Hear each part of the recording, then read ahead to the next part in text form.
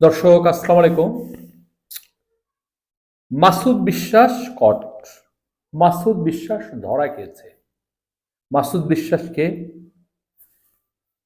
BFIU এর প্রধান মাসুদ বিশ্বাস, সে গত 5 আগস্টে শেখ হাসিনা পালানোর পরে সে পদত্যাগ করে চলে গেছে। কিন্তু সে শেখ হাসিনা সরকারকে গত 15 বছর যারা সাপোর্ট করেছে, যারা ফাঁসিবাদী সরকার টিকিয়ে রাখতে সহযোগিতা করেছে এবং লুটপাটের সহযোগিতা করেছে, কিন্তু কোনো তথ্য প্রকাশ করেনি। মাসুদ কামাল তাদেরই একজন, সরি মাসুদ বিশ্বাস তাদেরই একজন। মাসুদ বিশ্বাসকে বলা হয়েছিল তথ্য প্রদান করতে, কিন্তু সে কোনো তথ্য প্রদান করেনি।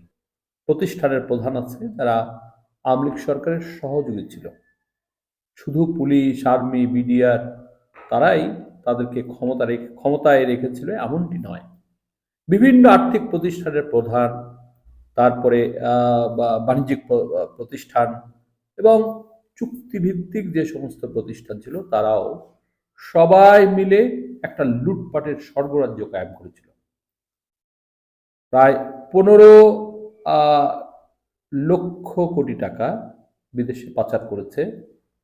আমি সঠিক বললাম কিনা, এরকমই এসেছিল। এবং বছরে 73,000 কোটি টাকা তারা পাচার করেছে। এই পাচারের তথ্য কারা করেছে, কিভাবে করেছে, এই মাসুদ বিশ্বাসরা সেটা দেয়নি। ফলে সরকারে যে প্রথম যে অবস্থা ছিল, যে সরকারে মন্ত্রীদেরকে ধরা, তারপরে আওয়ামী লীগের নেতৃত্বকে ধরে বিভিন্ন পর্যায়ের তাদেরকে খুনের মামলা দেওয়া হয়েছে এবং অন্যান্য মামলাও তাদের বিরুদ্ধে দেওয়া হয়েছে, কিন্তু সুনির্দিষ্ট করে কোনো মামলা দেওয়া হয়নি জন্য সমাজের বিভিন্ন স্তর থেকে কথা উঠেছিল।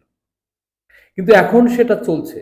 এখন যারা যারা সরকারকে সহযোগিতা করেছিল, অন্যায়ের সাথে যুক্ত, তাদেরকে এখন সুনির্দিষ্টভাবে মামলা দায়ের করা হচ্ছে।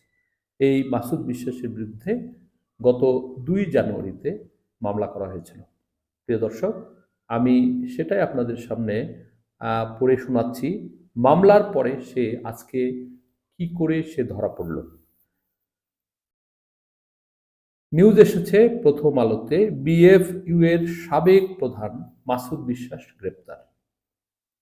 বাংলাদেশ ফাইন্যান্সিয়াল ইন্টেলিজেন্স ইউনিটের সাবেক প্রধান মাসুদ বিশ্বাসকে গ্রেপ্তার করেছে দুর্নীতি দমন কমিশন দুদক। আজ শনিবার ঢাকা মহানগর পুলিশের ডিএমপি গোয়েন্দা বিভাগের ডিবি সহযোগিতায় মাসুদ বিশ্বাসকে গ্রেপ্তার করে। দুদকের উপপরিচালক আক্তারুল ইসলাম এক খুদে বার্তায় এ তথ্য জানান। জ্ঞাত আয় বহির্ভূত সম্পদ অর্জনের অভিযোগে 2 জানুয়ারি মাসুদ বিশ্বাসের বিরুদ্ধে মামলা করে দুদক। এ মামলায় মাসুদ বিশ্বাসকে গ্রেপ্তার দেখিয়ে দুদকের উপপরিচালক গুলশান আনোয়ার প্রধানের নেতৃত্বে সংস্থার একটি দল তাকে আদালতে হাজির করবে বলে জানা গেছে।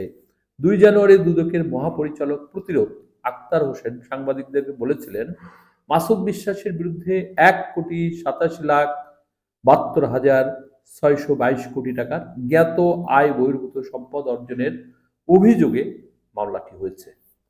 এছাড়া মাসুদ বিশ্বাসের স্ত্রী কামরুন নাহারের সম্পদের বিবরণী চেয়েছে দুদক। তার বিরুদ্ধে অবৈধ সম্পদ অর্জনের অভিযোগ আছে বলে দুদক জানিয়েছে। গত সেপ্টেম্বরে মাসুদ বিশ্বাসের বিরুদ্ধে দুর্নীতির অভিযোগে অনুসন্ধানের সিদ্ধান্ত নিয়েছিল দুদক। 2 জানুয়ারি তার বিরুদ্ধে মামলা হয়। 5 আগস্ট শেখ হাসিনা সরকারের পতনের পর মাসুদ বিশ্বাস পদত্যাগ করেন।